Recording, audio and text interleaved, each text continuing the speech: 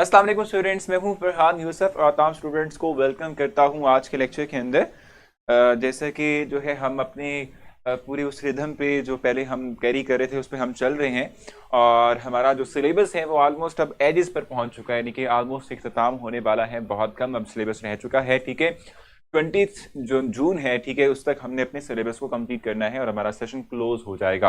मैं आपको पहले भी बताया था कि इस सेशन के कंप्लीशन के बाद आप लोगों का जो टेस्ट सेशन है, ठीक है, वो स्टार्ट हो जाएगा। आप लोगों के प्रॉपर टेस्ट होंगे और ये उस वक्त तक होते रहेंगे जब तक कि आप लोगों का यूईटी का टेस्ट नहीं हो जाता, ठीक है। बाकी आप लोगों ने ये सुन ही लिया होगा, मतलब मेरी जो है वो पोस्ट भी आपने देख ली होगी कि एक नया सेशन भी जो है उसका भी स्टार्ट हो रहा है, ठीक है। उसमें ना सिर्फ ईकेट बल्कि इसके साथ साथ नर्स प्यास और जो आपकी जिकी यूनिवर्सिटी है, ठीक है, उसको भी देखा जा रहा है, ठीक है। इन तमाम की प्रिपरेशन जो है आप लोगों को करवाई जाएगी और इन तमाम के बारे से आपको बताया भी जाएगा। इसके अलावा मैंने आप लोगों से कहा था कि जो अपकमिंग सैटरडे है इस पे हमारा एक कैरियर काउंसलिंग सेशन भी है जो कि शाम को होगा 7 बजे। वो भी आप तमाम लोग ज्वाइन जरूर कीजिएगा। उससे क्या होगा कि उससे आप लोगों को जरूर इन्फॉर्मेशन मिलेगी। जो पंजाब की गवर्नमेंट और प्राइवेट सेक्टर यूनिवर्सिटीज़ हैं उसमें जो है क्या अपॉर्चुनिटीज़ आपके लिए छुपी पड़ी हैं। किस एक स्पेसिफिक जो है यूनिवर्सिटी में जो स्पेसिफिक प्रोग्राम ऑफर हो रहा है उसकी फ़ी क्या है, ठीक है, और लास्ट ईयर का मेरिट किस तरह से होगा, ये भी जो है आप लोगों को उसमें इंफॉर्मेशन मिल जाएगी। और इसके साथ साथ इवन जस्ट पंजाब जो है सिलेक्टेड यूनिवर्सिटीज़ नहीं बल्कि इवन के केपी के यूनिवर्सिटीज़ भी कुछ हम कवर करेंगे। इसके साथ साथ सिंध की कुछ यूनिवर्सिटीज़ हैं, ठीक है, वो भी हम जो है साथ में ही कवर करेंगे। तो ये तमाम के तमाम पैकेज आप लोगों के लिए है। सैटरडे वाले दिन जो है इसको अनाउंस मतलब बताएंगे आप लोगों को, आप लोगों को गाइड करेंगे इस तमाम के हवाले से और एडमिशन प्रोसेस भी आप लोगों को क्लैरिफाई किया जाएगा। तो आपने वो जो जो जो सेशन है हमारा, ठीक है, वो जरूर आप लोगों ने सुनना है। 6000 फी है हमारी जो नया सेशन स्टार्ट होने जा रहा है, जिसमें कि मैंने आपको बताया कि हम सिर्फ ई कैट नहीं बल्कि तमाम और यूनिवर्सिटीज को भी जो है फोकस करेंगे। क्योंकि बाकी यूनिवर्सिटीज में थोड़ा सा डिफरेंस ये आ जाता है कि वो सब्जेक्ट के अलावा वर्बल, क्वांटिटेटिव और एनालिटिकल रीजनिंग जो है, ठीक है, ये भी हम कहते हैं कि ये भी उसमें शामिल होता है।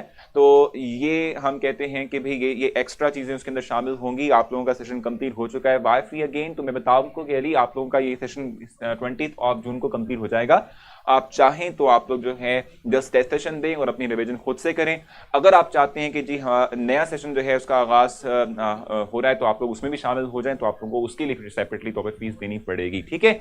लेकिन आप लोगों का ये सेशन यही कंप्लीट नहीं होगा, आप लोगों का टेस्ट सेशन चलता रहेगा और वो भी बिल्कुल मुल्तान की यूनिवर्सिटीज के बारे में बताएंगे, बिल्कुल सारा कुछ बताएंगे आप लोगों को। अच्छा, लास्ट टाइम हम जो है डिस्कस कर रहे थे रिलेटेड टू चैप्टर नंबर 16 और मैंने आप लोगों को जो है बता दिया था कि इन्वायरमेंट के कंपोनेंट्स कौन कौन से हैं और हर एक कंपोनेंट के बारे से हमने ब्रीफली तौर पे इंट्रोडक्शन ले लिया था। आज हम कोशिश करेंगे कि हम इसको एज पे ले जाएं, यानी कि इस चैप्टर को हम कहीं ना कहीं इख्तिताम कर दें या कुछ ना कुछ somehow clear to the near to the mark हम मूव कर जाएं, ठीक है भी। अच्छा, इस वक्त हमने जो चीज पढ़नी है वो बेसिक तौर पे हमारे पास क्या है,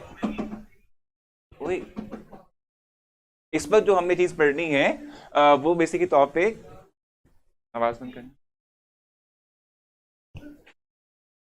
इस वक्त जो हमने चीज डिस्क्राइब करनी है बेसिक तौर पे वो हमारे पास क्या है। इस वक्त जो हम डिस्क्राइब करेंगे इन्वायरमेंटल पोल्यूटेंट्स की बात करेंगे कि इन्वायरमेंटल पोल्यूटेंट्स का जो है मतलब क्या होता है और वो कितने टाइप्स के हमारे पास हो सकते हैं, ठीक है भी। मैं आपको बताऊं कि कोई भी ऐसा सब्सटेंस, कोई भी जो है वो चीज के जो हमारे इन्वायरमेंट को इफेक्ट करे और हमारे लाइफ साइकिल को, हमारे जो है लाइफ क्वालिटी को डिस्टर्ब करे, ठीक है, इसको हम कहते हैं हमारे पास इन्वायरमेंटल पोल्यूटेंट्स कहलाते हैं, ठीक है, इसको इन्वायरमेंटल पोल्यूटेंट्स कहते हैं, ठीक हो गया। अच्छा, इन्वायरमेंटल पोल्यूटेंट्स की जहां तक हम बात करते हैं तो आपको बताऊं कि आपने आपने पहले भी पढ़ा हुआ है कि इन्वायरमेंटल पोल्यूटेंट्स बेसिक तौर पे कितने हो सकते हैं। यानी इन्वायरमेंटल पोल्यूटेंट्स में यानी हम कहते हैं समहाउ कि या तो वो इन्वायरमेंटल पोल्यूटेंट्स एयर पोल्यूशन काज कर सकते हैं या वो क्या कर सकते हैं कि भाई इन्वायरमेंटल पोल्यूटेंट्स जो है वो वाटर पोल्यूशन काज कर सकते हैं, ठीक है। और इसके साथ साथ हम कहते हैं कि इन्वायरमेंटल पोल्यूटेंट्स जो हैं वो क्या करेंगे भाई, एयर पोल्यूशन, वाटर पोल्यूशन, ठीक है, जो हमारे पास जो हम कहते हैं कि सॉइल पोल्यूशन जिसको हम कहते हैं, लैंड पोल्यूशन जिसको हम कहते हैं, वो काज कर सकते हैं, ठीक है। तो ये तमाम के तमाम टाइप्स ऑफ पोल्यूटेंट्स हैं, यानी पोल्यूशन है, ठीक है, जिससे मुतालिक हमने वन बाय वन डिस्कस करना है और मैं आप लोगों को बताऊंगा कि कौन कौन से पोल्यूटेंट्स हैं जिनको हमने फर्दर डिस्क्राइब करना है, ठीक है। इस वक्त मैं आप लोगों को बताता हूं कि दो तरह के पोल्यूटेंट्स हमारे पास होते हैं, टाइप ऑफ पोल्यूटेंट्स की हम इस वक्त बात कर रहे हैं।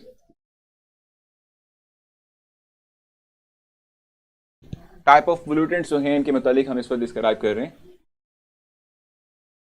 ये दो तरह के होते हैं। फर्स्ट वन हमारे पास क्या है भाई, हम कहते हैं कि प्राइमरी पोल्यूटेंट्स, और सेकेंडरी हमारे पास, दूसरे हमारे पास सेकेंडरी पोल्यूटेंट्स होते हैं। प्राइमरी पोल्यूटेंट्स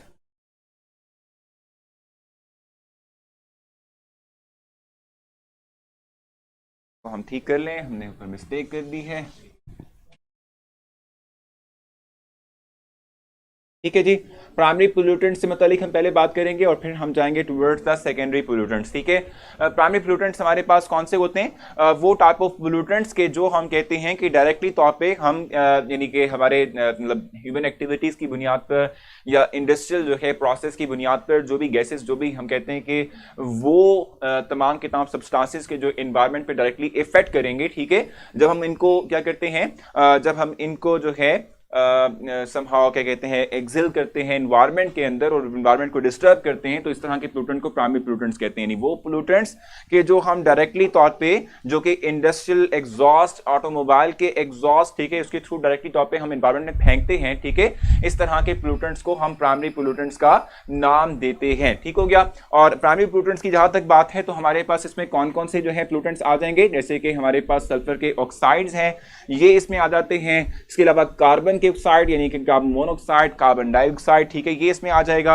नाइट्रोजन के ऑक्साइड सारे के सारे जो है यानी कि इसके अंदर आ जाते हैं। इस तरीके से हम कहते हैं कि हमारे पास हाइड्रोकार्बन्स हो सकते हैं, और इसके अलावा हमारे पास अमोनिया, ठीक है, या कंपाउंड ऑफ फ्लोरीन, ठीक है, या रेडियो एक्टिव मटेरियल, ये तमाम के तमाम प्राइमरी पोल्यूटेंट्स के अंदर आते हैं। यानी वो पोल्यूटेंट्स के जो हम कहते हैं कि डायरेक्टली तौर पे थ्रू इंडस्ट्रियल प्रोसेस, ठीक है, ऑटोमोबाइल में जो है पेट्रोल जो है उसको कंबस्ट करने से, ठीक है, इस तरह इन तमाम के तमाम जरियों से हम कहते हैं डायरेक्टली तौर पे जो पोल्यूटेंट्स हमारे एटमॉस्फेयर का हिस्सा बनते हैं, इनको हम प्राइमरी पोल्यूटेंट्स कहते हैं। और सेकेंडरी पोल्यूटेंट्स में कौन से होते हैं,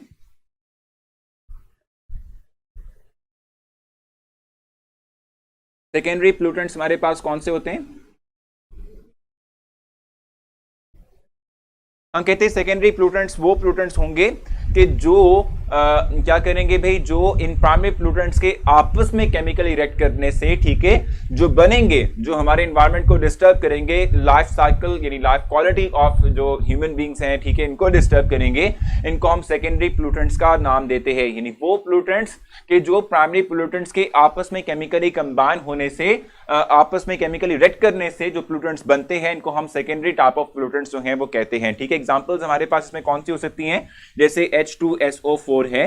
अब अगर आप H2SO4 की बात करते हैं तो ये कैसे बनेगा, सिंपल, सल्फर ट्राइऑक्साइड वाटर से रिएक्ट कर जाए, वाटर वेपर से रिएक्ट कर जाए, तो इससे क्या बनता है, हमारे पास सल्फ्यूरिक एसिड की फॉर्मेशन होती है। तो प्राइमरी पोल्यूटेंट जो है जब वो क्या करेगा, वो केमिकली रिएक्ट करेगा किसी दूसरी चीज के साथ और इसे अपने आप को मॉडिफाई कर लेगा, तो जो बनने वाले पोल्यूटेंट्स हैं इनको हम सेकेंडरी टाइप ऑफ पोल्यूटेंट्स कहते हैं। ठीक है, जैसे हमारे पास जो है ये सल्फ्यूरिक एसिड है, इसके अलावा कार्बोनिक एसिड है H2CO3। ठीक है, ये कैसे बनता है, इसका भी आप जानते हैं कि जब भी हमारे पास क्या होगा, कार्बन डाइऑक्साइड रिएक्ट करेगी विद वाटर, ठीक है, वेपर्स, तो इनके थ्रू हमारे पास वीक एसिड बनेगा जिसको हम कार्बोनिक एसिड कहते हैं। तो ये भी हमारे पास एक सेकेंडरी टाइप ऑफ पोल्यूटेंट जो है वो कहलाएगा। ठीक हो गया। और इसके अलावा जो है हम कहते हैं पर ऑक्सी एसिटाइल नाइट्रेट जिसको पैन कहते हैं, ठीक है, और O3 मॉलिक्यूल हमारे पास होते हैं, एल्डिहाइड कीटोन्स हैं। ठीक है, ये वो हमारे पास कंपाउंड्स हैं जो सेकेंडरी पोल्यूटेंट्स हैं, जो कि हम कहते हैं प्राइमरी पोल्यूटेंट्स के आपस में केमिकली रिएक्ट करने से, कंबाइन होने से, ठीक है, जो बनते हैं, इनको हम सेकेंडरी टाइप ऑफ पोल्यूटेंट्स कहते हैं। ठीक है, इस वक्त मैंने आपसे कहा कि अच्छा यहाँ पर आप लोगों ने आई थिंक यहाँ से क्वेश्चन भी किया था, यहाँ पर अब्दुल्ला ने कि किसने किया था कि आज स्लाइड्स नहीं है, तो बिल्कुल आज स्लाइड्स नहीं होंगी, हम 16 चैप्टर ऐसे ही कैरी करेंगे। स्लाइड्स जब आप लोगों के लिए चैप्टर 1, 2, 3 और 4, ठीक है, और इसके अलावा 6 की जो है आपको मैं प्रिपेयर करके दूंगा, वो नोट्स आप लोगों को मिल जाएंगे। ठीक है भी। सो यहाँ तक आपने मुझसे कुछ पूछना, आप जल्दी से पूछेंगे, तो हम नेक्स्ट मूव करते हैं आगे। और मैं आपको बताता हूं कि कार्बन डाइऑक्साइड जो हमारे पास, सॉरी, कार्बन मोनोऑक्साइड जो हमारे पास पोल्यूटेंट है, ठीक है, उसके कौन कौन से सोर्सेज हैं, किस तरीके से हम कहते हैं कि वो हमारे एनवायरनमेंट का हिस्सा बनता है। तो यहां तक आपने मुझसे कुछ पूछना, आप जल्दी से पूछें, तो हम आगे चलते हैं। जल्दी से पूछें, कोई कंफ्यूजन हो तो आपस में डिस्कशन करेंगे, तो उससे फायदा कोई नहीं होना लेक्चर लेने का।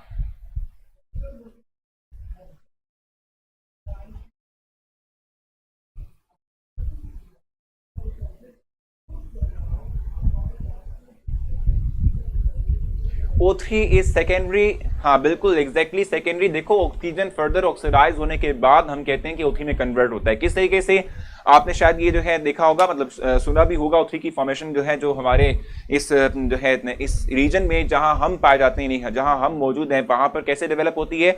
हम जब वेल्डिंग कर रहे होते हैं तो during the welding process temperature high होता है, तो जो ऑक्सीजन मॉलिक्यूल्स होते हैं वो फर्दर ऑक्सीडाइज होने के बाद अपने आप को O3 में कन्वर्ट कर लेते हैं। तो ये इस वजह से हम कहते हैं ये हमारे पास सेकेंडरी होगा। सर जब ये सेशन कंप्लीट हो जाएगा तो इसमें रिकॉर्डेड लेक्चर्स रहेंगे एग्जैक्टली मुनीब, जब तक कि आप लोगों का फाइनल टेस्ट नहीं हो जाता, टेस्ट भी जारी रहेंगे आप लोगों के, और ये रिकॉर्डेड लेक्चर्स यहीं पर मौजूद रहेंगे। आप लोग बाद में भी रिवाइज करवा सकते हैं अपने जो है सिलेबस को खुद से पढ़ के, तो सुन सकते हैं और उसकी प्रिपरेशन कर सकते हैं, कोई मसला नहीं है सर। अच्छा ठीक है जी, लेक्चर रिकॉर्डेड फॉर्म में रहेंगे, बिल्कुल आपके पास पूरा जो है वो डाटा रहेगा यहाँ पर, ठीक है भी। अब हम पढ़ेंगे कार्बन मोनोऑक्साइड की बात करेंगे, और कार्बन मोनोऑक्साइड जो है, ठीक है, इसकी हमारे इन्वायरमेंट में जो एडिशन है, ठीक है, वो किस किस जरिए से होती है, कौन कौन से सोर्सेज हैं जिसके थ्रू हमारा कार्बन मोनोऑक्साइड जो है वो हमारे एटमॉस्फेयर के अंदर जो है आता है, ठीक है, इसको हम डिस्क्राइब करेंगे इस वक्त।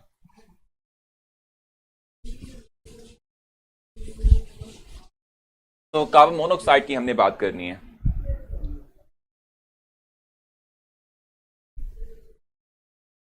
अगर हम थोड़ा सा इधर राइट कर लें, क्योंकि हमें थोड़ा सा स्केच डेवलप करना पड़ेगा।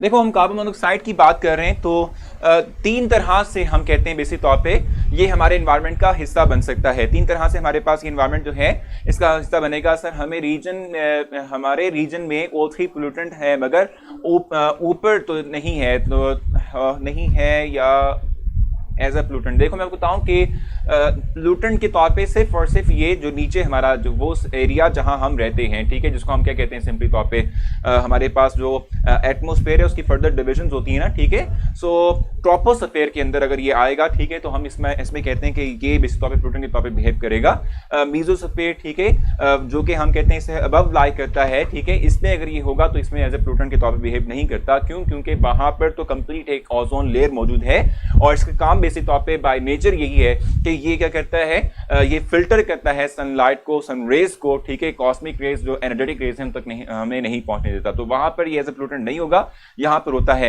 एल्डिहाइड प्राइमरी और secondary pollutants, exactly secondary pollutants हैं एल्डिहाइड, और जो है बेसिक तौर पे बनते किस तरीके से हैं, ये further oxidation of unburn hydrocarbon जो हैं इनके फर्दर ऑक्सीडेशन से हम कहते हैं कि एल्डिहाइड्स प्रिपेयर होते हैं, तो ये सेकेंडरी पोल्यूटेंट के अंदर ही शुमार होंगे। ठीक हो गया। तो ये सारे रिलैक्स हो गए अक्सा, आप कहते हैं कि भी हम आराम से सोएंगे और शाम को रिकॉर्डेड फॉर्म में लेक्चर सुन लें, तो यही चीज होती है। ठीक है भी। अच्छा, प्राइमरी पोल्यूटेंट की जहां तक बात है, मैंने आपसे कहा, सॉरी, ये जो कार्बन मोनोऑक्साइड है, जहां तक मैंने आपसे कहा कि इसके कौन कौन से जो है हमारे पास रिसोर्सेज हो सकते हैं जिसके थ्रू ये हमारे इन्वायरमेंट का हिस्सा बनेगा। फर्स्ट वन जो है वो तो नेचुरल प्रोसेस है, नेचुरली वे के अंदर, यानी किस तरीके से ये हमारे एटमॉस्फेयर का हिस्सा बनेगा, नेचुरल। ठीक है, नेचुरली तौर पे ये हमारे एटमॉस्फेयर का हिस्सा बन सकता है, और वो किस किस तरीके से बन सकता है नेचुरल वे के अंदर। अगर हम इसकी बात करें तो इसकी डिफरेंट जो है हमारे पास रिसोर्सेज हैं नेचुरली। नेचुरल गैस इमिशन के थ्रू बन सकता है,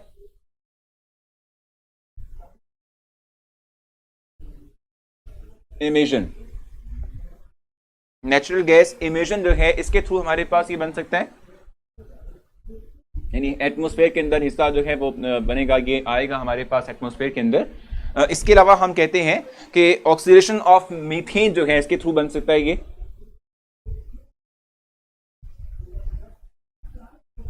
मीथेन CH4। ठीक है, या फिर ये है कि वॉल्केनिक एरप्शन। ठीक है, वॉल्केनिक एरप्शन का मतलब क्या होता है, देखो आप ये बात जानते हो कि कुछ एक्टिव माउंटेन्स होते हैं। एक्टिव माउंटेन्स का मतलब क्या होता है कि जिनके अंदर लावा उबल रहा होता है। ठीक है, जब है तो उससे डिफरेंट गैसेस इवॉल्व करती है, हमारे एटमॉस्फेयर का हिस्सा बनती हैं, तो उसमें कार्बन मोनोऑक्साइड भी हमारे पास होता है। सो नेचुरली तौर पे नेचुरल गैस इमिशन, या ऑक्सीडेशन ऑफ मीथेन, या वॉल्केनिक एरप्शन। ठीक है, ये तीन हमारे पास सोर्सेज हैं। वॉल्केनिक एरप्शन,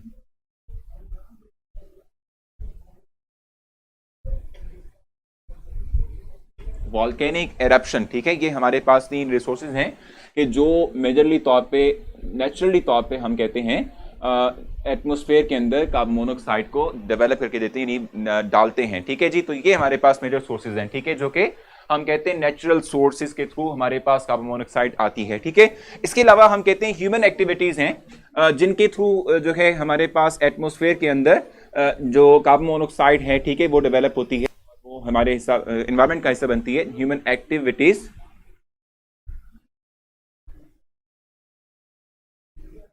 अब उसमें कौन कौन से हमारे पास मेजर सोर्सेज हैं कि जिसके थ्रू हमारे ये एटमॉस्फेयर का हिस्सा बनेगा। फर्स्ट वन हम कहते हैं कि ट्रांसपोर्टेशनल फ्यूल, ठीक है, जब हम उसको बर्न करते हैं तो हम कहते हैं 75% जो है हमारे पास जो कार्बन मोनोऑक्साइड है वो सिर्फ और सिर्फ इसके थ्रू बनती है, ठीक है। सर ये तो जुल्म है फीस का, अच्छा भाई ये जुल्म है फीस का, तो फिर आप इस तरह कर लें पहा कि आप सिर्फ और सिर्फ इस सेशन को कंप्लीट करके इसका रेसेशन दें, रिकॉर्डेड फॉर्म में मटेरियल मौजूद है, उसको आप सुन के रिवाइज कर सकते हैं, कोई मसला नहीं है, ठीक है। तो ट्रांसपोर्टेशनल हमारे पास क्या होगा, transportational fuel bring 75%।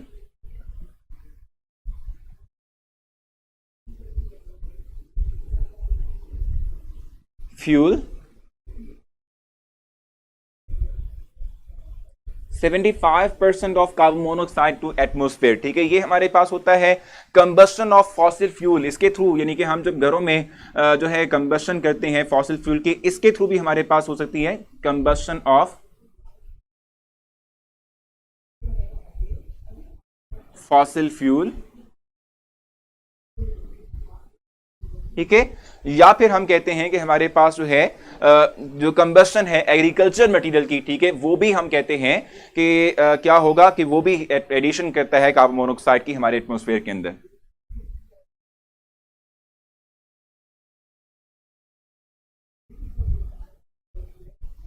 Combustion of agriculture material,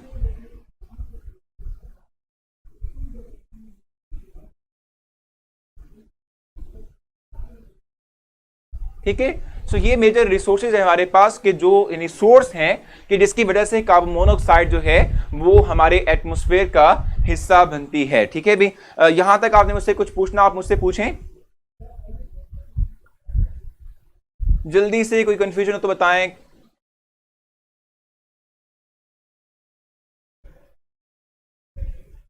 जल्दी से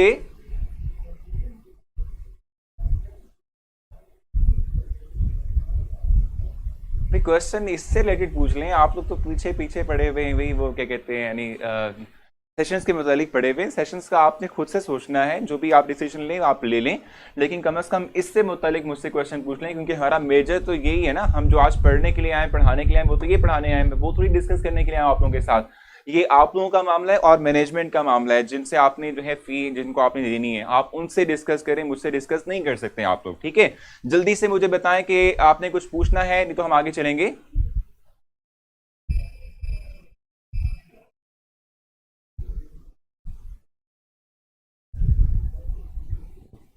जल्दी से। वैसे काशा ने बात तो ठीक की है, अच्छा है वैसे भाई। फहद मटेरियल आप लोगों को उस सेशन का नहीं मिल पाएगा जब तक कि आप जो है उसके लिए इनरोल नहीं होंगे, ठीक है, ये मैं आपको बता दूं, ठीक है। सो नेक्स्ट आगे मूव करेंगे। अब यहाँ पर कुछ हमारे पास इसके अलावा कार्बन मोनोऑक्साइड के जो है, जो हम कहते हैं कि एटमॉस्फेयर का हिस्सा बनने की जो सोर्स होते हैं वो नेचुरल और ह्यूमन एक्टिविटीज के अलावा कुछ इंडस्ट्रियल जो है हम कहते हैं कि हमारे पास समहाउ इंडस्ट्रियल सोर्सेज भी होते हैं जिसके थ्रू हमारे पास ये बन रही, मतलब ये हमारे एटमॉस्फेयर का हिस्सा बनती है। जैसे कि हमारे पास इंडस्ट्रीज हैं, कौन कौन सी भी, आयरन स्टील इंडस्ट्री है, पेट्रोलियम है, सीमेंट है, ठीक है, और इसके अलावा हम कहते हैं पेपर पल्प है, ठीक है। तो ये तमाम के तमाम जो है ये भी हमारे पास मेजर सोर्सेज हैं इस कार्बन मोनोऑक्साइड के हमारे एटमॉस्फेयर का हिस्सा बनने के लिए। और मैं आपको बताऊं कि जब भी आप इनकम्प्लीट कंबस्शन करते हैं, आपने पहले भी पढ़ा हुआ है, इनकम्प्लीट जब भी आप कंबस्शन करते हैं तो वो क्या होता है, उसके थ्रू भी हमारे पास कार्बन मोनोऑक्साइड जो है डेवलप होती है। इनकम्प्लीट कंबस्शन भी कार्बन मोनोऑक्साइड को डेवलप करेगी एटमॉस्फेयर के अंदर, ठीक है भी। अली बहुत बहुत शुक्रिया, ठीक है। अच्छा नेक्स्ट हम चलेंगे आगे और उसके बाद मैं आप लोगों को बताऊंगा। अच्छा एक और बात मैं आपको क्लैरिफाई कर दूं, कार्बन मोनोऑक्साइड जो है ये कलरलेस होती है, कलरलेस ऑर्डरलेस होती है, ठीक है, और लाइटर देन एयर होती है, ठीक है, वाटर सॉल्युबल भी जो है होती है, ठीक है, और टॉक्सिक भी है। इसकी प्रेजेंस का अंदाजा हमें खुद से नहीं हो पाएगा, हम सिंपली ये बात कहते हैं कि जब जो है इसकी प्रेजेंस होती है हमारे एटमॉस्फेयर के अंदर, जब इनको हम इनहेल कर लेते हैं सफिशिएंट क्वांटिटी के अंदर, तो अल्टीमेटली सफोकेशन काज होती है और ये डेथ भी काज कर सकती है। तो कार्बन मोनोऑक्साइड जो ये विदाउट हम कहते यानी इसकी जो प्रेजेंस है, ठीक है, ना तो हमें इसकी प्रेजेंस का अंदाजा जो है थ्रू कलर हो, ना थ्रू स्मेल होगा, ठीक है। अगर ये हम इनहेल कर लेते हैं तो इनहेल के बाद समहाउ जो है ये सफोकेशन काज करेगी और डेथ भी काज कर सकती है। नेक्स्ट हमारे पास जो है नाइट्रोजन के ऑक्साइड्स हैं, जिसमें हम नाइट्रोजन के ऑक्साइड्स के सोर्सेज पढ़ेंगे कि कौन कौन से मेजर सोर्सेज हैं जिसके थ्रू ये हमारे एटमॉस्फेयर का हिस्सा बनता है। जल्दी से उसको डिस्क्राइब कर लेते हैं।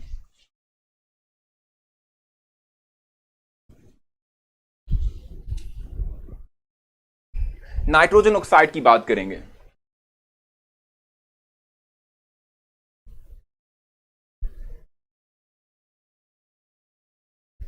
ठीक है, नाइट्रोजन के जो ऑक्साइड्स हैं ये भी दो तरह से हमारे एटमॉस्फेयर का हिस्सा बनते हैं, या तो ये कि नेचुरली तौर पे ये हमारे एटमॉस्फेयर का हिस्सा बनेंगे, या फिर ह्यूमन एक्टिविटीज की वजह पर जो है हम कहते हैं कि समहाउ ये हमारे एटमॉस्फेयर का हिस्सा बनते हैं। ठीक है, सो हम कहते हैं फर्स्ट वन है कि नेचुरल सोर्स है, नेचुरली हम कहते हैं कि भाई ये हमारे एटमॉस्फेयर का हिस्सा बने, ठीक है, या फिर ये है कि ये ह्यूमन एक्टिविटीज की बुनियाद पर हिस्सा बनेंगे। अब जहां तक नेचुरल वे की बात है तो हम कहते हैं कि ये नाइट्रोजन के ऑक्साइड जो हैं most of the time bacterial action जो है, ठीक है, उसके थ्रू ये हमारे एटमॉस्फेयर का हिस्सा बनेंगे। ठीक है, बैक्टीरियल एक्शन के थ्रू।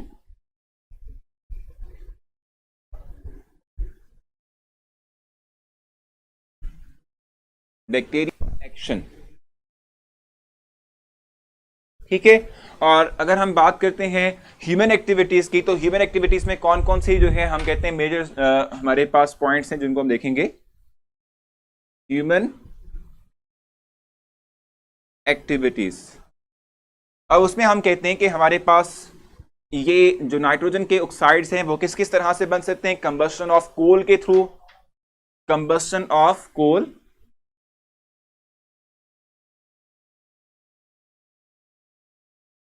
ठीक है, या तो कोल की कंबस्शन के थ्रू हमारे एटमॉस्फेयर का हिस्सा बनेंगे, या कंबस्शन ऑफ ऑयल है जिसमें कि नाइट्रोजन कंटेंट हो,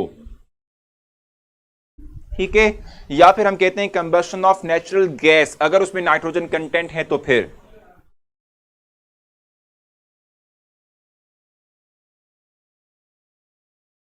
कंबस्शन ऑफ नेचुरल गैस।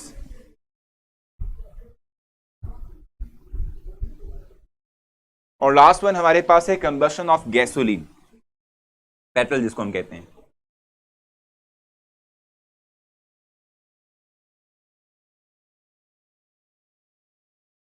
ठीक है, सो ये मेजर हमारे पास सोर्सेज हैं जिसके थ्रू हम डायरेक्टली तौर पे क्या कहते हैं भाई, हमारे पास नाइट्रोजन यानी नाइट्रोजन के ऑक्साइड्स जो हैं वो हमारे एटमॉस्फेयर का हिस्सा बनते हैं। ठीक है, बाकी मैं आपको बता दूं कि जो इसका रेजिडेंस टाइम है एटमॉस्फेयर के अंदर, रेजिडेंस टाइम का मतलब सिंपली तौर पे क्या होता है, यानी कि वो टाइम के अंदर ये हमारे एटमॉस्फेयर का यानी एयर का हिस्सा रहेंगे, ठीक है, और अपने आप को किसी दूसरे कंपाउंड में कन्वर्ट नहीं करेंगे, वो ऑलमोस्ट 4 डेज होते हैं फॉर नाइट्रोजन ऑक्साइड, ठीक है, और नाइट्रोजन डाइऑक्साइड के लिए 3 डेज होते हैं। ठीक है, क्वेश्चन पूछें, आप लोग बहुत ज्यादा डिस्कशन कर रहे हैं, ये होगा फिर आप लोगों को पीछे से ब्लॉक कर देंगे, फिर आप लोग बाद में कहेंगे कि ब्लॉक कर दिया। ठीक है, सो अपने ख्याल रखना है इस चीज का बहुत ज्यादा।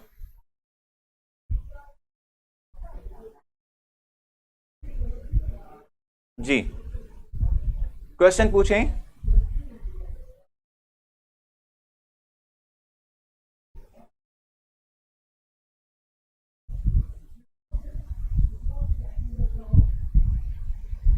बिल्कुल ऐसे ही है फैज, ये जो है ऑक्सीजन की बाइंडिंग कैपेबिलिटी जो है विद हीमोग्लोबिन उसको कम करता है।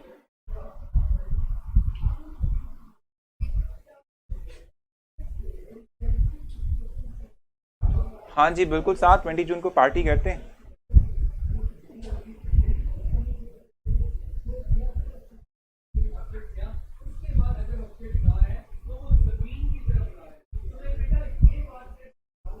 बिल्कुल, ये डिस्कस आप लोग बाद में भी कर सकते हैं, आप लोग बहुत ज़्यादा एक्सटेंसिव आपस में डिस्कशन करते हैं, कोई फ़ायदा नहीं है।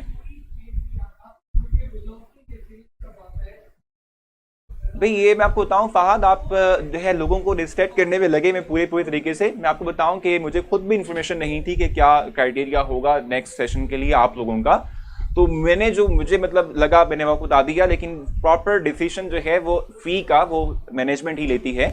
अगर आप उनसे बात कर लें तो बेहतर है, नहीं तो आप फर्दर इससे मुताबिक डिस्कशन यहाँ करेंगे तो वाकई मैं आपको ब्लॉक करवा दूंगा यहाँ से। ठीक है, सो ये एक होता है ना, लिमिट होती है, आप उन लिमिट्स को भी क्रॉस कर रहे हो। अभी क्लास है, इस पर क्लास में डिस्कशन इस तरह की नहीं होनी चाहिए, आप लोग बाहर में डिस्कशन कर सकते हैं ना। बिल्कुल एग्जैक्टली फैज उससे भी होती है, क्योंकि नाइट्रोजन ऑक्साइड हमारे एटमॉस्फेयर का हिस्सा होता है। फर्दर जब लाइटनिंग होती है तो वो क्या कहते, बल्कि नाइट्रोजन, सिंपली नाइट्रोजन हमारे एटमॉस्फेयर का हिस्सा है, लाइटनिंग होती है तो ऑक्सीजन से बाइंड होके नाइट्रोजन ऑक्साइड्स की प्रिपरेशन करता है। इफेक्ट ऑफ नाइट्रोजन ऑक्साइड, तो हम कहते हैं कि भाई ये डायरेक्टली तौर पे इफेक्ट करेगा हमारे रेस्पिरेटरी सिस्टम को। जी, जल्दी से लेना, फिर जल्दी से जो है आप इसका स्क्रीनशॉट लें ताकि हम आगे चल सकें।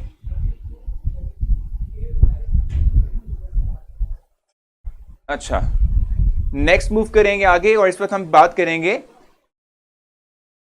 सल्फर ऑक्साइड की। ठीक है, जैसे मैंने आपसे कहा ना कि ये जो हमारे पास नाइट्रोजन के ऑक्साइड्स हैं, ये डायरेक्टली तौर पे क्या करते हैं, तो ये कि नाइट्रोजन के ऑक्साइड्स जो हैं बेसिक रीजन होते हैं किस चीज की, जो हम समहाउ कहते हैं कि एसिड रेन है, ठीक है, उसकी रीजन होते हैं। और इसके अलावा हम कहते हैं कि जो है यही जो नाइट्रोजन के ऑक्साइड्स हैं ये रेस्पिरेटरी सिस्टम को डिस्टर्ब भी करते हैं हमारे। ठीक हो गया, तो ये हमारा हम कहते हैं नाइट्रोजन के ऑक्साइड्स का इफेक्ट है हमारे ऊपर। ठीक हो गया। अच्छा, मैं अब इस तरह करता हूं कि अब आप लोगों का जो टेस्ट आज का है वो लॉन्च कर देता हूं। जब आप लोग टेस्ट करेंगे फिर फर्दर मैं जो है व्हाइट बोर्ड के ऊपर कुछ इंस्ट्रक्शंस आपके लिए लिख दूंगा, वो आप लोग जो है बाद में नोट डाउन कर लेना। ठीक है भाई, nitrogen is inert gas. Exactly मैं आपको बताऊं, नाइट्रोजन की जहां तक बात है तो ये एन ट्रिपल बॉन्ड एन होता है। इस ट्रिपल बॉन्ड को तोड़ना इतना आसान नहीं होता, काफी ज्यादा एनर्जी रिक्वायर होती है। इसलिए हम कहते हैं कि नाइट्रोजन जब ऑक्सीजन से बाइंड होकर नाइट्रोजन के ऑक्साइड्स प्रिपेयर कर रहा होता है तो इसके लिए भी काफी ज्यादा अमाउंट ऑफ एनर्जी रिक्वायर होती है। लाइटनिंग के थ्रू इतनी सफिशिएंट एनर्जी डेवलप होती है कि जिसकी वजह से नाइट्रोजन ऑक्सीजन से बाइंड होकर नाइट्रोजन के ऑक्साइड्स को प्रिपेयर करेगा। ठीक है, अब इस वक्त मैं आप लोगों के लिए टेस्ट लॉन्च करूंगा। जब तक आप लोग टेस्ट कर आएंगे फर्दर जो है मैं फिर आप लोगों के लिए कुछ यहां पॉइंट्स राइट कर दूंगा, वो आप लोग देख लेना। तो इस वक्त आप लोगों की स्क्रीन पर आप लोगों का टेस्ट जो है वो आ चुका है, और उसके बाद फिर हम जो है इससे आगे चलेंगे। जिन लोगों को टेस्ट डिस्प्ले नहीं हुआ वो लोग सिंपल करेंगे ये कि अपने जो अपना पेज है, ठीक है, जिसके थ्रू वो हम तक पहुंच रहे हैं या देख रहे हैं, ठीक है, उसको पेज को रिफ्रेश करेंगे और एग्जैक्टली वीडियो के नीचे आप लोगों को टेस्ट स्टार्ट टेस्ट का ऑप्शन मिलेगा, उसे क्लिक करेंगे आपके पास टेस्ट स्टार्ट हो जाएगा। ठीक है जी, सल्फर ऑक्साइड की हमने बात करनी है, वो मैं आप लोगों के लिए लिख दूंगा।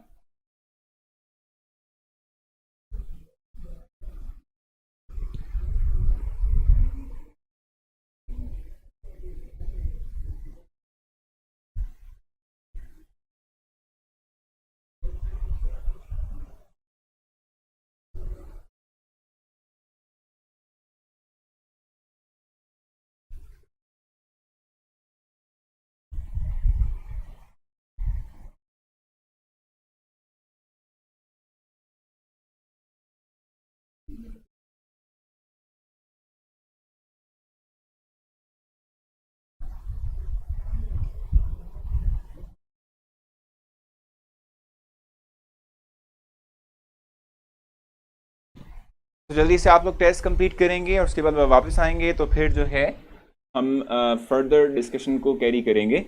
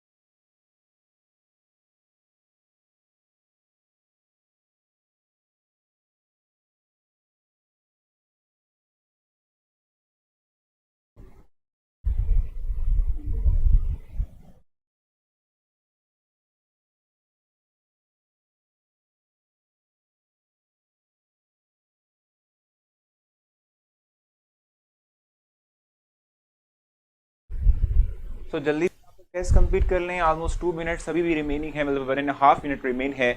आप लोग इस टेस्ट कंप्लीशन के बाद वापस आएंगे तो आपके लिए कुछ फर्दर इन्फॉर्मेशन मैंने वाइट बोर्ड पर राइट की हुई है, इसको हम देख लेंगे जल्दी से। और आज का जो टेस्ट मैंने बनाया हुआ है वो शुरू मतलब लेक्चर के स्टार्ट मतलब जो चैप्टर का स्टार्ट है इससे लेकर फर्दर यानी कहाँ तक है भी, ये हम कहते हैं कि जो हमने डिस्क्राइब किया था टाइप ऑफ पोल्यूटेंट्स, ठीक है, वहाँ तक आपका जो है टेस्ट आज के जो है टेस्ट के अंदर क्वेश्चंस होंगे, ठीक है, आप लोगों के सिलेबस से रिलेटेड, तो आप जल्दी से इसको सॉल्व करेंगे।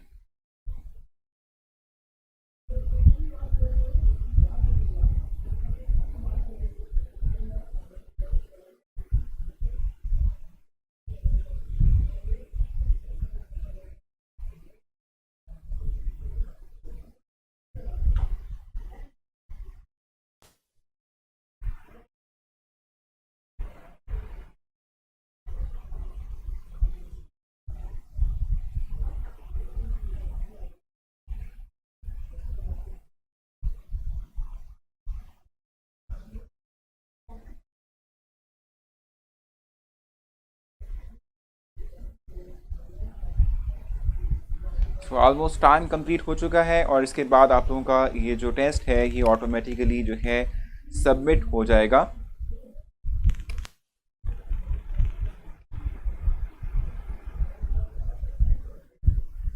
बिल्कुल, सो आप लोगों का जो टेस्ट है वो सबमिट हो चुका है और जहाँ तक आप लोगों के मार्क्स की सूरत हाल है वो भी जल्दी से देख लेते हैं। और वो मार्क्स की सूरत हाल इतनी अच्छी नहीं है, हालांकि जो है टेस्ट इतना मतलब मुश्किल नहीं था, आसान टेस्ट था चैप्टर नंबर 16 का, और वो भी शुरू के बेसिक जो हमारे पास इंट्रोडक्टरी जो हमारे पास टॉपिक्स हैं उनसे रिलेटेड टेस्ट था।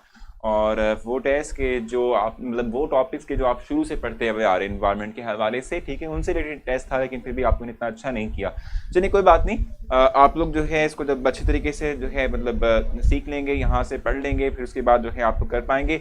सर MCQ नंबर 2, तो MCQ नंबर 2 को जल्दी से डिस्कस कर लेते हैं ताकि हम फिर वापस आ सकें और मैं आप लोगों को फर्दर गाइड कर सकूँ। तो MCQ नंबर 2 कर लेते हैं जल्दी से, जस्ट टेस्ट निकालूँ आप लोगों का जी। MCQ नंबर 2 अभी कर लेते हैं जल्दी से इसको। अच्छा, ये MCQ नंबर 2 है residence time of methane in the atmosphere, ये 3 to 7 ईयर्स होता है। वैसे ये भी हमने देखना था, ठीक है, 3 to 7 ईयर्स होता है, ठीक है, भी मैंने इसको आपको मार्क भी करवाना था, ये 3 to 7 ईयर्स होता है, ठीक है। बाकी जो है major source of sulphur dioxide, ठीक है, वो तो आपने देखा ही, हमने देखा था वोल्केनिक एरप्शन 67% जो है वो मेजर सोर्स हम कहते हैं कि इसका यही है। विच of the following is not secondary pollutant, तो वो कार्बन डाइऑक्साइड सेकेंडरी पोल्यूटेंट नहीं होता, ठीक है। बाकी in which of the following, ठीक है, the atmosphere there is more thickness of ozone layer, तो वो स्ट्रेटोस्फेयर है जिसमें हमारे पास होती है। प्लीज MCQ नंबर 10 लास्ट वाला जल्दी से डिस्कस कर लेते हैं उसको भी।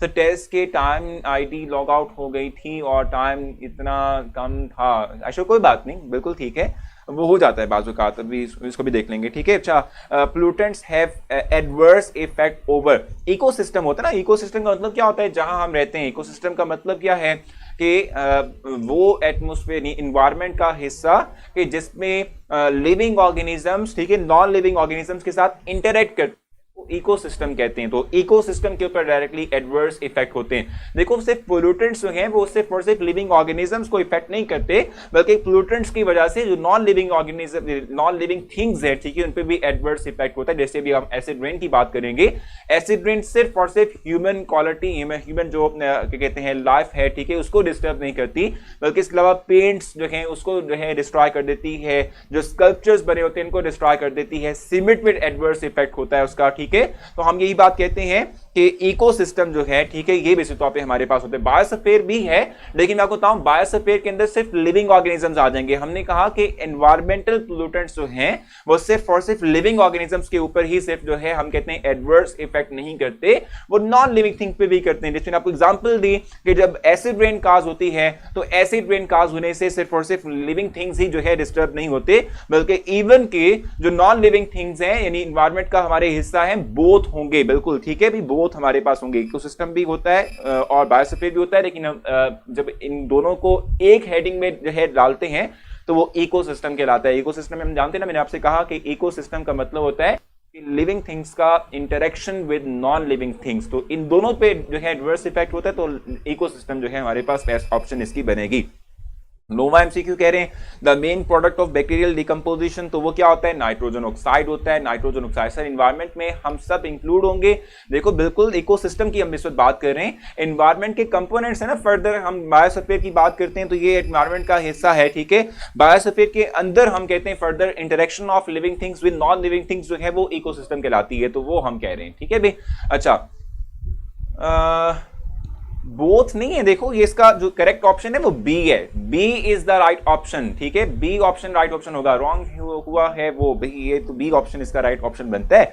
इकोसिस्टम हमारे पास इसका राइट ऑप्शन बनेगा, ठीक है सर। भी रॉन्ग क्या गया है भाई, रॉन्ग कैसे हो गया, ये हो सकता है फिर वो जो हमने एडिशन करवाई ना, जो टेस्ट एडिशन करवाते हैं हम यहाँ से, ठीक है, वो जो डाटा एंट्री ऑपरेटर होता है हमारा, डाटा एंट्री जो पर्सन होता है उससे होगी हो मिस्टेक, लेकिन ये है कि इसका करेक्ट ऑप्शन इकोसिस्टम ही बनेगा। Sir I attempted my test first time I got 9 marks then suddenly change to 7 my test got क्या लिखा हुआ, डिसअपीयर्ड व्हाट हैपेंड। सिदरा इसको हम देख लेते हैं। मैंने आपसे कहा था जब भी इस तरह की कोई प्रॉब्लम आती है तो आपके पास जो हेल्पलाइन जो है, जो नंबर आपको प्रोवाइड किया हुआ है, इस पे आप जाके बताया करें कि ये प्रॉब्लम आ रही है, ताकि उसको फौरन से ठीक किया जा सके, ठीक है भी।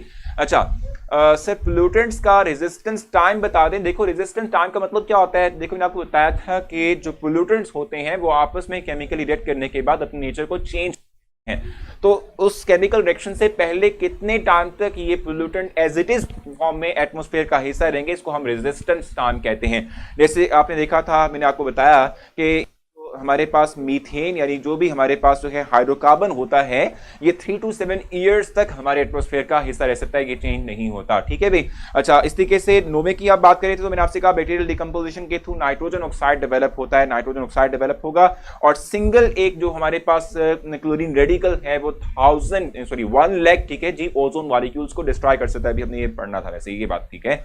अच्छा ये हो गया 7th बी से रिलेटेड ही है, ठीक है। जो ओजोन लेयर है, ठीक है, वो क्या करती है, वो यानी the amount of ozone layer is greater in the region close to the equator, ठीक है। विच स्टेटमेंट इज रॉन्ग, तो यही बात है वैसे तौर पे। इक्वेटर हम देते हैं कि भाई हमारा जो अर्थ है उसको हम डिवाइड करते हैं इनटू डिफरेंट रीजन्स, ठीक है, उसकी हम बात कर रहे होते हैं, ठीक हो गया। अच्छा इस वक्त हम आगे चलेंगे और मैंने आप लोगों के लिए कुछ पॉइंट्स यहाँ मेंशन किए। Sir how can we become a permanent member of campus.pk, we have great experience here beside the error in the whole class, ठीक है। मैं आपको बताऊं कि आप परमानेंट हिस्सा बनेंगे, किस तरीके से बन सकते हैं। देखो मैं आपको बताऊं कि हम जो एंट्री टेस्ट है उसके बाद हायर स्टडीज की इस वक्त तक कोई क्लासेस आपको दे नहीं रहे, ठीक है। हमारा ये प्लान है आगे जो है जो प्योर साइंसेस के सब्जेक्ट्स हैं वो जो ग्रेजुएट लेवल पर होते हैं, ठीक है, वो भी हम जो है पढ़ाएं, लेकिन इस वक्त तक स्टार्ट नहीं किया। तो अगर जो वो स्टार्ट कर दिया फिर तो आप परमानेंट हिस्सा बन सकते। भी आप लोग जब जो एंट्री टेस्ट कंप्लीट कर भी लेना तो उसके बाद सेशन कंप्लीट हो भी जाए तो आप लोग की जो आईडीज हैं वो डीएक्टिवेट नहीं हो जाएंगी, आप कैंपस का हिस्सा रहेंगे। आप जब चाहें कैंपस पर आएं, कैंपस पर लॉग इन करें, आप पोस्ट कर सकते हैं, जो कुछ भी एक्टिविटी करनी है वो आप कर सकते हैं, ठीक है। टेस्ट मतलब ये सेशन के कंप्लीशन के बाद आप लोगों की जो आईडीज है उसको डीएक्टिवेट नहीं किया जाएगा, ठीक है, परमानेंट हिस्सा ही रहेंगे यहाँ पर, ठीक है सर। टेस्ट सेशन को डिस्कस किया जाएगा, बिल्कुल टेस्ट सेशन के लिए हम जो है क्लासेस को अरेंज करेंगे जिसमें कि आप लोगों को जो है आप लोगों के साथ डिस्कस किया जाएगा, जो प्रॉब्लम्स आप लोग के आ रहे हैं उनको सुना जाएगा, ठीक है। सल्फर ऑक्साइड की जहां तक बात है वो देख लें जल्दी से। सल्फर ऑक्साइड जो है वो नेचुरल वे के अंदर भी हमारे एटमॉस्फेयर का हिस्सा बनते हैं, एक्टिविटीज की बुनियाद पर भी हम कहते हैं हमारे एटमॉस्फेयर का हिस्सा बनेंगे। जो नेचुरल सोर्स है उसमें वॉल्केनिक एरप्शन हमारा मेजर सोर्स है। 67% जो सल्फर के ऑक्साइड्स हैं वो सिर्फ और सिर्फ वॉल्केनिक एरप्शन के थ्रू ही हमारे एटमॉस्फेयर का हिस्सा बनते हैं। बाकी जो नेचुरल सोर्स जिसके थ्रू एक और भी हम काम कर सकते हैं वो है डिकम्पोजिशन, ठीक है, कि हम डिकम्पोज करते हैं ऑर्गेनिक कंपाउंड्स को, तो उसके थ्रू भी हमारे पास जो सल्फर ऑक्साइड्स हैं वो डेवलप होते हैं। लेकिन ये चीज ध्यान में रखिएगा, डिकम्पोजिशन नेचुरल जो ऑर्गेनिक कंपाउंड्स की है उसमें सल्फर कंटेंट अगर होगा, यानी कि सल्फर एलिमेंट किसी ऑर्गेनिक कंपाउंड का हिस्सा है, अगर वो डिकम्पोज होता है फिर हमारे पास सल्फर ऑक्साइड डेवलप होगा। अगर उसमें सल्फर कंटेंट नहीं है तो सिर्फ कार्बन के ऑक्साइड्स की डेवलपमेंट और वाटर ही प्रिपेयर होगा, ठीक है। बाकी हम बर्निंग की बात करते हैं, ह्यूमन एक्टिविटीज की बात करते हैं, उसके थ्रू हमारे पास किस तरीके से ये एटमॉस्फेयर का हिस्सा बनेंगे। कंबस्शन ऑफ कोल के through, combustion of crude oil के through, combustion of natural gas के थ्रू या कंबस्शन ऑफ फॉसिल फ्यूल के थ्रू, इन तमाम सोर्सेज से भी जो है हमारे पास सल्फर के ऑक्साइड्स हमारे एटमॉस्फेयर का हिस्सा बनते हैं। ठीक है, बाकी जहां तक सल्फर ऑक्साइड्स की जो है बात है, ठीक है, तो हम कहते हैं रिस्पायरेटरी सिस्टम के ऊपर जो है हम कहते हैं कि इफेक्ट करता है, एडवर्स इफेक्ट जो है इसका होता है, खास करके जो ओल्ड मतलब कि जो बूढ़े लोग हैं, ठीक है, उनकी जो है मतलब जो रिस्पायरेटरी सिस्टम है, ठीक है, उस पर बहुत ज्यादा इफेक्ट ये क्रिएट करता है। ठीक है, बाकी ये मेजर सोर्स है एसिड रेन का भी, ये एसिड डेपोजिशन करता है, ये एसिड रेन जो है काज करता है। अगर सल्फर के ऑक्साइड्स हो तो ये वाटर वेपर से रिएक्ट करने के बाद अपने आप को सल्फ्यूरिक ऑक्साइड में कन्वर्ट कर लेते हैं। ठीक है जी, यहां तक आपने मुझसे कुछ पूछना आप बताएं, नहीं तो हम फर्दर चलते हैं, हाइड्रोकार्बन की बात करेंगे और उसके बाद फिर हमारा ये जो क्या कहते हैं डिफरेंट पोल्यूटेंट वाला काम है ये कंप्लीट हो जाएगा। हम फिर ओजोन और उसके बाद फर्दर आगे जो है चलेंगे। यहां तक कुछ पूछने आप लोगों ने?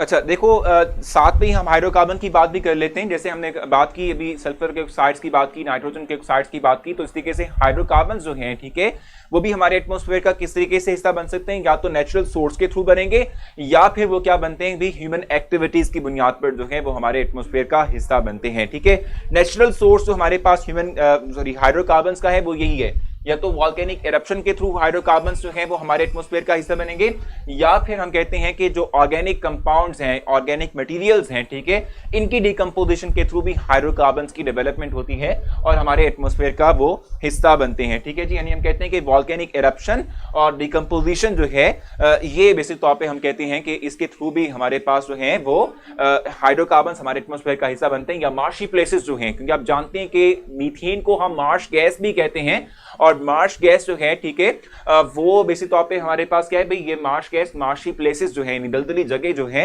वहां से हमारे एटमॉस्फेयर का हिस्सा बन सकती हैं। ठीक है, इसके अलावा हम कहते हैं कि भाई जो ह्यूमन एक्टिविटीज हैं उसमें कौन कौन सी चीजें हमारे पास हो सकती हैं, जैसे कि हम कोई डिफरेंट सॉल्वेंट्स का इस्तेमाल करते हैं, जैसे कि हमारे पास पेट्रोल है, ठीक है, पेट्रोल एवेपोरेट कर जाए, पेट्रोल एक हाइड्रोकार्बन है तो हमारे एटमॉस्फेयर का हिस्सा बन सकता है। ठीक है, या फिर हम कहते हैं कि जो हमारे पास मेथनॉल है, ठीक है, ये एवेपोरेट कर जाए, जिसको हम स्पिरिट कहते हैं, रेक्टिफाइड स्पिरिट, ये एवेपोरेट कर जाए, सॉल्वेंट के इवेपोरेशन के थ्रू हमारे एटमॉस्फेयर का हिस्सा बन सकते हैं। या फिर हम वुड को जब बर्न करते हैं तो उसके थ्रू भी हमारे पास हाइड्रोकार्बन की डेवलपमेंट होकर वो हमारे एटमॉस्फेयर का हिस्सा बनेगी। बर्न करेंगे पेट्रोलियम्स को, ठीक है, तो उसके थ्रू भी हमारे पास क्या हो सकता है कि वो हमारे एटमॉस्फेयर का हिस्सा बन सकती है। तो आप लोगों ने हाइड्रोकार्बन के जो सोर्सेज हैं, नेचुरल हो या ह्यूमन हो, ठीक है, ये तमाम अपने अपने पास मार्क कर लेने हैं। ठीक है, अब हम चलेंगे टूवर्ड्स द एसिड रेन। ठीक है, और एसिड रेन के बारे में आप लोगों को जो है कुछ इंफॉर्मेशन प्रोवाइड करूंगा।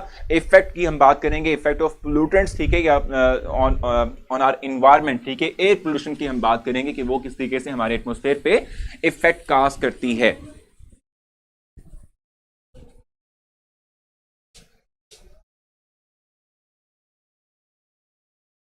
अच्छा, एसिड रेन की जहां तक बात है, मैं आपको बताऊं कि एसिड रेन क्यों काज होती है उसकी हम देख लेते हैं। सर ये वाला चैप्टर हम खुद रीड कर लेंगे सर, नेक्स्ट चैप्टर स्टार्ट करें मैं।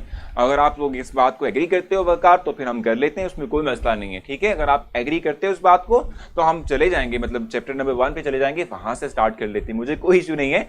या अगर आप कहते हैं जल्दी जल्दी गो थ्रू करवा दो तो मैं जल्दी जल्दी गो थ्रू करवा देता हूँ, फिर पॉइंट्स राइट नहीं करूंगा, फिर पॉइंट्स आप लोगों के लिए रिकॉल कर दूंगा, आप लोग उसको मार्क्स साजब में करते रहना। ठीक है, तो ये आप पे डिपेंड करता है। वैसे तो ये बता दूं मैं आप लोगों को कि वाकई ऐसा है, जब हमारे पास लिमिटेड टाइम ड्यूरेशन हो तो इसमें हम क्या करते हैं कि फिर इसके अंदर हम जो है ये जो इस तरह के चैप्टर्स जो कि टोटली सिर्फ थ्योरी कैरी कर रहे होते हैं, ठीक है, वो हम स्टूडेंट्स के हवाले कर देते हैं, लेकिन मैंने खुद आप लोगों के लिए जरूरी समझा कि मैं आप लोगों से डिस्कस कर लूं। ठीक है, इंसिनरेटर की जहां तक बात है, आगे जाके आप जो है देखेंगे डिफरेंट पोल्यूटेंट्स जो हैं, यानी जो लैंड पोल्यूशन का उनको यानी जो, ठीक है, उसको किस तरीके से हम ठिकाने लगाते हैं। ठीक है, उसके लिए हम करते हैं कि ये है कि इंसिनरेटर्स का हम जो है वो इस्तेमाल कर रहे होते हैं। इंसिनरेटर्स क्या करता है, इंसिनरेटर करता ये है कि जो गार्बेज होता है उसको बर्न करता है, और बर्निंग के थ्रू उसका ओवरऑल जो वॉल्यूम है वो भी रिड्यूस हो जाएगा। ठीक है, और हम कहते हैं कि वो हम उसको जो है आसानी से टैकल कर पाएंगे। What is paddy rice, paddy field, तो ये वो मैंने आपने कहा ना मार्शी प्लेसेस, दलदली जगह जो होती हैं, ठीक है, ये बेसिक तौर पे इसको हम जो है पैडी फील्ड का नाम दे रहे होते हैं। आप इसके के इंपॉर्टेंट पॉइंट्स बता दें, काफी होंगे। चलिए फिर जल्दी जल्दी हम जो है डिस्कस कर लेते हैं। एसिड रेन की हम बात करते हैं तो एसिड रेन में आपको पता होना चाहिए कि कब ये जो है ये फिनोमिना फर्स्ट टाइम इंट्रोड्यूस हुआ था, ठीक है। तो देखो कि एंगस स्मिथ 1650 है, ठीक है। राइस फील्ड बेसिक तौर पे पैडी राइस, बिल्कुल सही कह रहे हो, दलदली जगह होती है, पानी अच्छी खासा जो है वहां पर मौजूद होता है। एसिड रेन की बात कर रहे हैं, उसमें आपने साथ साथ मार्क करना है, ठीक है। एसिड रेन में डिस्कवर किसने इसको किया था? एंगस स्मिथ ने 1650s के अंदर जो है ये हमने कहा था कि ये जो है डिस्कवर किया था 1650s के अंदर। और ये सीरियस इन्वायरमेंटल प्रॉब्लम कब हुआ था? हम कहते हैं 1950s के अंदर, ठीक है। 1950s के अंदर प्रॉपर वे में इसको एक कंसीडर किया था इन्वायरमेंटल थ्रेट, ठीक है जी।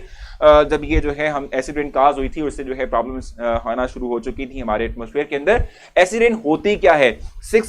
वो रेन कि जिसकी पीएच जो है वो 5.6 या उससे लेस हो, ठीक है। इस तरह की रेन को हम एसिड रेन शुमार करते हैं और एसिड रेन कहलाती हैं, ठीक है। यानी 5.6 या लेस देन 5.6 की जो हमारे पास पीएच की रेन होगी, इसको हम क्या कहेंगे? एसिड रेन का नाम देंगे, ठीक है। अब उसमें जो है कुछ मेंशन किए हुए हैं कि कौन कौन से मेजर सोर्सेज है जिसके थ्रू एसिड रेन काज होती है। या तो हमारे एटमॉस्फेयर के अंदर कार्बन डाइऑक्साइड की एक्सेस हो, carbon dioxide water vapour select करने के बाद वीक एसिड कार्बोनिक एसिड बनाएगा, उससे वीक एसिड रेन काज हो सकती है। या फिर हम कहते हैं सल्फर डाइऑक्साइड या जो नाइट्रोजन के ऑक्साइड्स हैं, ये वाटर सेलेक्ट करने के बाद नाइट्रिक एसिड या सल्फ्यूरिक एसिड की फॉर्मेशन करेंगे और इसके थ्रू भी हमारे पास क्या होता है? एसिड रेन जो है वो काज होती है, ठीक हो गया। और अगर हम बात करते हैं किस चीज की भी, अगर हम बात करते हैं एसिड रेन की, तो उसके कुछ डिफरेंट इफेक्ट्स हैं। वो कौन कौन से इफेक्ट्स हैं?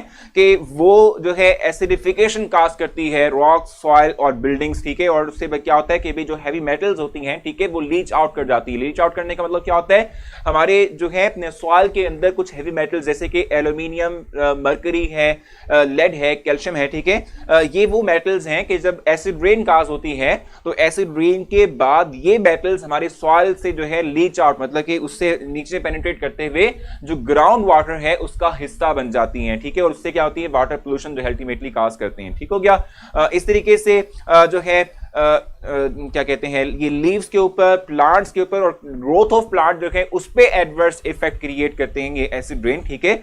इसके अलावा ये डैमेज करती हैं किस चीज को? स्टील को, पेंट को, प्लास्टिक को, सीमेंट को, ठीक है, मेसोनरी वर्क को, ठीक है।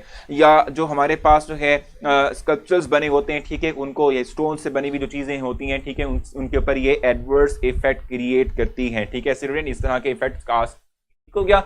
बाकी स्मोक की बात हम कर लेते हैं। तो बेसिक तौर पे ये जो वर्ड स्मोक है, अभी देखें आप, मैंने स्पीड कर ली है। आप लोग इससे एग्री करते हैं कि मैं इसी स्पीड पर चलूं और इसको कंप्लीट कर लूं? बताएं जल्दी से। क्वेश्चन है आप लोगों का यहां तक कुछ? आप लोग कहते हैं तो इसी तरह से इसको गो थ्रू कर लेते हैं, अगर आप लोग कहते हैं तो, क्योंकि ये आप पे टोटली डिपेंड करता है। आप तमाम है इस बात पे अगर एग्री करते हैं कि इसी स्पीड पे हम आगे चले, मेजर पॉइंट डिस्कस करता रहूं, तो इसको कर लेंगे कंटिन्यू, ठीक है। नहीं तो फिर ये है कि हम इसको वन बाय वन डिस्क्राइब करेंगे, हर एक पॉइंट को लेके चलेंगे। जल्दी से बताएं।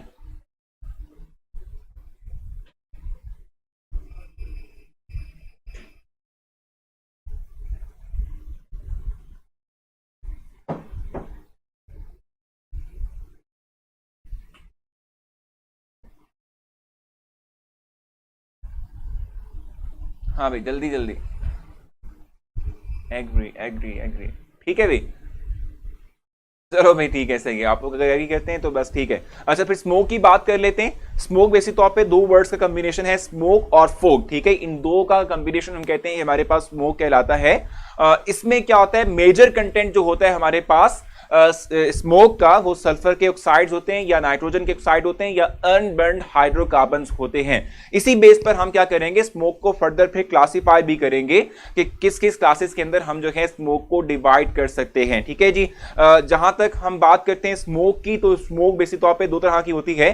फोटोकेमिकल स्मोक, ठीक है, जिसकी हम बात करते हैं, उसमें हमारे पास क्या होती है भाई, इसको हम जो है फोटोकेमिकल स्मोक को ऑक्सीडाइजिंग स्मोक भी कह सकते हैं।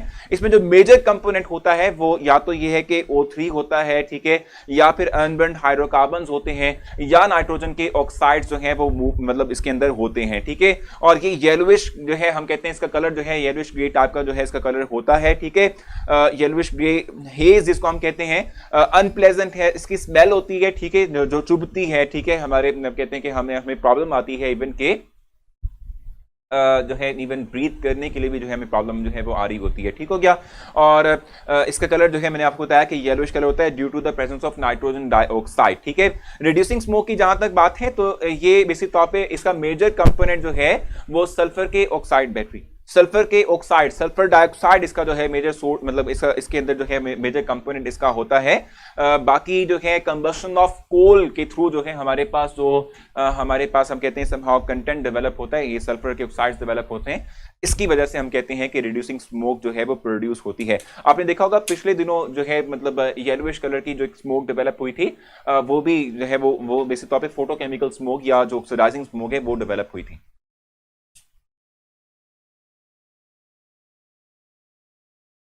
अच्छा जी।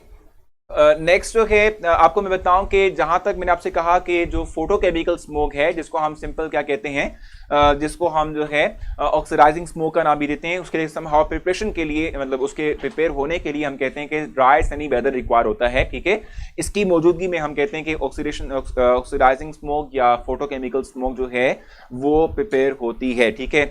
ओजोन की बनिस्बत हम बात करेंगे। Oxidizing smoke consist of high concentration of nitrogen oxide, ठीक है फाद, और अनबर्न्ड हाइड्रोकार्बन्स। ठीक है। इन पर मुश्तमिल ये होती है, अनबर्न्ड हाइड्रोकार्बन और नाइट्रोजन ऑक्साइड्स पर मुश्तमिल हमारे पास होती है। कब होती है सर ये? देखो अभी आपने जो है पिछले दिनों जब सर्दियां थी, ठीक है, उसमें भी आपने देखा होगा ना। ठीक है। उसके अंदर जो है येलोइश कलर की एक स्मोक डेवलप हुई थी जो कि इवन इरिटेंट थी for eyes as well as, ठीक है, वो फॉर ब्रीथिंग। ठीक है। और उसकी स्मेल भी थी, तो यही वो स्मोक फोटोकेमिकल स्मोक थी। ठीक है। ओजोन भी है, अनबर्न्ड हाइड्रोकार्बन्स भी है, नाइट्रोजन के ऑक्साइड्स भी हैं, क्योंकि मैंने आपसे कहा फोटोकेमिकल स्मोक या जो ऑक्सीडाइजिंग स्मोक है उसका कलर येलो होता है due to presence of nitrogen dioxide. ठीक है जी। अच्छा, ओजोन की बात कर लेते हैं। ओजोन बेसिक तौर पे मैंने आपसे कहा था कि लो बॉइलिंग जो है हमारे पास क्या है, गैस है। ठीक है। और एक एलोट्रॉपिक फॉर्म है किस चीज की? ऑक्सीजन की। यानी ऑक्सीजन जो है वो O2 फॉर्म के अंदर भी एग्जिस्ट करता है, O3 फॉर्म के अंदर भी एग्जिस्ट करता है। और एलोट्रॉपिक का मतलब सिंपली तौर पे क्या होता है कि हम कहते हैं कि एक ही एलिमेंट जब मोर देन वन क्रिस्टलाइन यानी समहाउ कह सकते हैं कि स्ट्रक्चरल फॉर्म के अंदर नेचर में एग्जिस्ट करेगा। ठीक है। इसको हम कहते हैं कि हमारे पास क्या है, ये एलोट्रॉपिक फॉर्म्स कहलाती हैं। ठीक हो गया।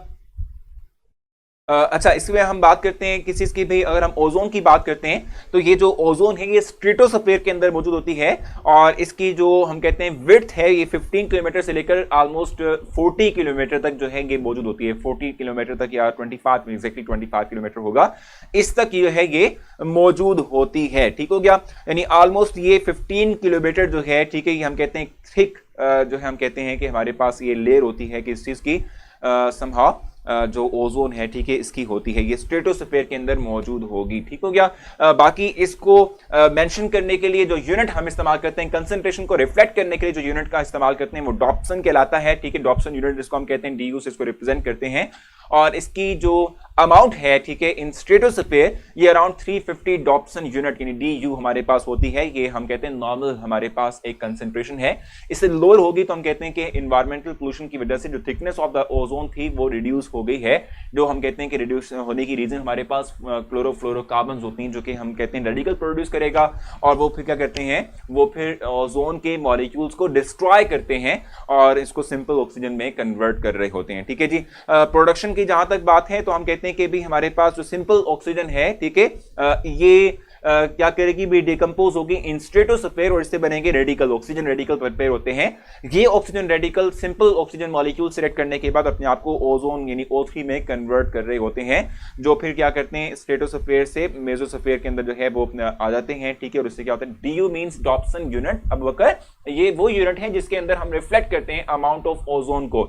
जो नॉर्मल ओजोन जो है हमारे पास यानी कंसंट्रेशन मौजूद है इनसाइड द एटमॉस्फेयर, इसकी हम बात कर रहे होते हैं। ठीक है। बेसिक इसका पर्पस क्या है, फिल्टर करना है इसने किस चीज को, सनलाइट को from the high energetic rays से इसको हमने क्या करना होता है, इसको सेपरेट आउट करवाना होता है। ठीक है जी। डॉप्सन यूनिट की कन्वर्जन मेंशन नहीं की हुई। ठीक है। जस्ट 350 उसने डॉप्सन यूनिट मेंशन किया हुआ है कि वो कंसंट्रेशन है जो हम कहते हैं नॉर्मली तौर पे जो हमारे ओजोन लेयर है, ठीक है, इसका हिस्सा होता है। ऑलमोस्ट 15 किलोमीटर हम कहते हैं इसकी थिकनेस होती है। ठीक है। इसकी थिकनेस किलोमीटर में 15 किलोमीटर होती है। ठीक है भी। अच्छा, अब अगर हम बात करते हैं डिप्लेशन ऑफ ओजोन की, तो डिप्लेशन ऑफ ओजोन के हवाले से हम कहते हैं कि भी ये 1980s की बात है कि जब हम कहते हैं कि भाई ये जो क्या कहते हैं डिप्लेशन प्रोसेस है, यानी कि जो थिकनेस की रिडक्शन का प्रोसेस है ये स्टार्ट हुआ, होल क्रिएट होना जो है वो स्टार्ट हुआ। और ऑलमोस्ट 50% जो है जो ओजोन है, ठीक है, टार्कटिक रीजन की, वो खत्म हो गई थी इन 1980s के अंदर ड्यू टू ह्यूमन एक्टिविटीज और डिफरेंट इन्वायरमेंट पोल्यूटेंट्स हैं उनकी बुनियाद। हम उस वक्त जो है रेफ्रिजरेंट के तौर पे जो क्लोरोफ्लोरोकार्बन है इनका बेतहाशा इस्तेमाल करते थे। क्लोरोफ्लोरोकार्बन जो है ये लाइटर फ्रॉम एयर हैं, ये क्या करते हैं, ये अबव चले जाते हैं और ऊपर जाने के बाद क्योंकि लाइटर थ्रू एयर इवन के ओजोन है तो ये अबव जाएंगे, वहां पर डायरेक्टली और जो है जो सनलाइट है इन पे फॉल करेगी, डिके होगा, टूटने का अमल होगा और अल्टीमेटली जो है इनसे क्या होगा, इनसे जो है जो हमारे पास ओजोन है, ठीक है, रेडिकल जो प्रिपेयर होंगे, ओजोन जो है इंसिडेंट करने के बाद अपने आप को डिस्ट्रॉय करेगा। ठीक हो गया जी। हाइट की बात कर रही है 25 to 28 किलोमीटर, ठीक है भी, आयशा हाइट की बात इस वक्त कर रही है वफात, ठीक है। अच्छा, अब्दुल कह रहे हैं 1 Dobson unit is the equivalent of 2.669 into 10⁻16 molecules of ozone पर स्क्वायर सेंटीमीटर। चलिए, बहुत अच्छी बात है अब्दुल, आपने हमारे जो फर्दर इंफॉर्मेशन है उसमें इजाफा कर दिया है, ठीक है। अच्छा, नेक्स्ट मैं आपको बता रहा था कि जैसे मैंने आपको बताया कि डिप्लेशन की हम बात कर रहे थे, तो अगर हम फर्दर जो है इसको कंटिन्यू करें तो नेक्स्ट हमारे पास क्या है भाई, देखो CFC गैसेस हैं जिसको हम क्लोरोफ्लोरोकार्बन का नाम देते हैं। Sir, amount of ozone is less in equatic region, राफे ये एंटार्क्टिक रीजन हमारे पास है जहां पर हम कहते हैं कि ओजोन की जो अमाउंट है वो कम हो गई थी 1980s के अंदर ड्यू टू द क्या कहते हैं एक्सेस यूज ऑफ क्लोरोफ्लोरोकार्बन्स, ठीक है। लेकिन फर्दर फिर जो है हमने इसको जब बैन किया तो अब समहाउ वो जो रिडक्शन का प्रोसेस है वो कम हो चुका है। ओजोन हैवियर होती है ऑक्सीजन से, मैं बताऊं लाइटर होती है, ओजोन लाइटर होती है फ्रॉम ऑक्सीजन, इसीलिए तो ये ऊपर चली जाती है और ऊपर इवन ओजोन की लेयर से पास करने के बाद डायरेक्टली तौर पे इस पे जो है वो क्या कहते हैं एक्सपोजर होता है सनलाइट का और ये टूटता है और रेडिकल की फॉर्मेशन करता है और जो रेडिकल है वो फर्दर थे ओजोन मॉलिक्यूल सेलेक्ट करने के बाद इसको डिके करता है into simple oxygen O2 molecules. ठीक हो गया। बाकी अगर हम बात करते हैं ओजोन की, जैसे मैंने आपसे पहले भी कहा था कि अगर जो है ये उस लेयर का हिस्सा बन जाए जहां हम इस वक्त मौजूद हैं, यानी कि ये स्ट्रेटोस्फीयर से नीचे आ जाए, ठीक है, तो इस केस में हम ये बात कहते हैं कि फिर ये हेल्थ प्रॉब्लम काज करेगी, डैमेज करेगी आइस को और इवन के इलास्टिसिटी ऑफ लंग्स जो है उसको डिस्टर्ब करेगी, उसको रिड्यूस कर देगी और एस्थमा काज कर सकती है, कफिंग या चेस्ट जो है डिस्कम्फर्ट जो है ये काज कर सकती है। सर, लाइटर किस तरह होती है, देखो मैं बताऊं कि CFCs जो हैं ये हम समहाउ कहते हैं कि जो है मतलब डेंसिटी जो है हम समहाउ कह सकते हैं कि कम होती है, ठीक है, as compare to simple oxygen, ठीक है, इसलिए ये जो है ऊपर चली जाती है। Antarctic region is extremely cold, यहाँ पे कौन सी ह्यूमन एक्टिविटी होती है, आजान आपको बताऊं कि ह्यूमन एक्टिविटी वहां पर एसच नहीं है, ठीक है, लेकिन मैं आपको बता दूं कि ये जितने भी हमारे पास गैसेस हैं, ठीक है, ये गैसेस जो हम हमारे एटमॉस्फेयर से मतलब हमारे जो है एक्टिविटी से जो हमारे एटमॉस्फेयर का हिस्सा बनती हैं वो जाकर ओजोन लेयर में डिप्लेशन काज करती हैं और ये वो रीजन है जो मोस्टली तौर पे इस तमाम के तमाम एनवायरमेंटल पोल्यूशन जो है, ठीक है, इससे बैडली इफेक्ट हुआ एंटार्क्टिक रीजन। अगर चाहे वहां पर हम कहते हैं कि इतनी अदर ह्यूमन एक्टिविटीज नहीं होती, रिस्ट्रिक्टेड होती हैं। सर, CFC अभी भी यूज हो रही है, मैं आपको बताऊं कि जो अंडर डेवलपिंग कंट्रीज हैं, ठीक है, मतलब वो अभी भी इसको जो है वो यूज कर रहे हैं, इसको अभी भी रेफ्रिजरेंट के तौर पे पाकिस्तान में यूज हो रही है, ठीक है, बाकी जगहों पर इसको बैन कर दिया गया है, ठीक है भाई। अच्छा, आगे चल सकते हैं।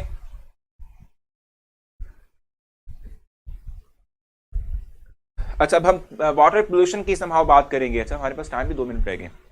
अच्छा, फिर इस तरह से है, अब चूंकि 2 मिनट्स रह चुके हैं तो हम अगर नेक्स्ट कुछ स्टार्ट करेंगे भी तो वो पूरा नहीं होने वाला, ठीक है। हम ऐसे करेंगे कि कल का जो हमारा डे है, यानी कल का जो लेक्चर है, ठीक है, उस पर हम हाफ या less than half in 20 minutes almost, ठीक है, वो देंगे चैप्टर नंबर 16 को। ऐसे ही हम डिस्कस कर लेंगे। चैप्टर 1 की मैंने आपसे कहा था कि स्लाइड्स में आपको दूंगा ही नहीं, उसका आपको नोट्स प्रोवाइड करूंगा। चैप्टर 1 के भी, 2 के भी, 3 के भी, 4 के भी, 5 हम ऑलरेडी कर चुके हैं, उसके आपको नोट्स पता है, आपके पास पड़े हुए हैं, ठीक है, और 6 के भी। इन 5 चैप्टर्स के नोट्स मैं आप लोगों को प्रोवाइड करूंगा, ठीक है। बाकी जो चैप्टर 16 है उसको हम as it is go through करेंगे, ठीक है भाई।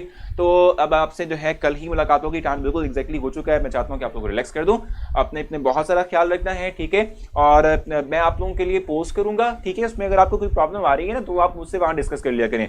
मैं बताऊं कि देखो आप लोग तमाम स्टूडेंट्स हैं, ठीक है, आप लोग स्टूडेंट्स हैं और आप लोग डिफरेंट तरह से सोचते हैं, ठीक है, हम डिफरेंट तरह से सोचते हैं क्योंकि हम बहुत से एक्सपीरियंस से गुजरे हुए होते हैं। अगर आप लोगों को लगता है कि आपको सेशन सेकंड ज्वाइन करना चाहिए, ठीक है, तो फिर वो आप हमारे जो भी हेल्पलाइन नंबर है उस पर कॉन्टैक्ट करके पूछ लें, क्योंकि हम तो टीचर्स हैं यार, हमें क्या पता होगा अभी इस्तेमाल किताब मैनेजमेंट का, ठीक है, या जो भी आप लोगों से डीलिंग हो रही है हमें इसका नहीं पता होता। हम टीचर्स हैं, हम सिर्फ टीच करने के लिए आते हैं, हमारा ये काम नहीं है ना, ठीक है।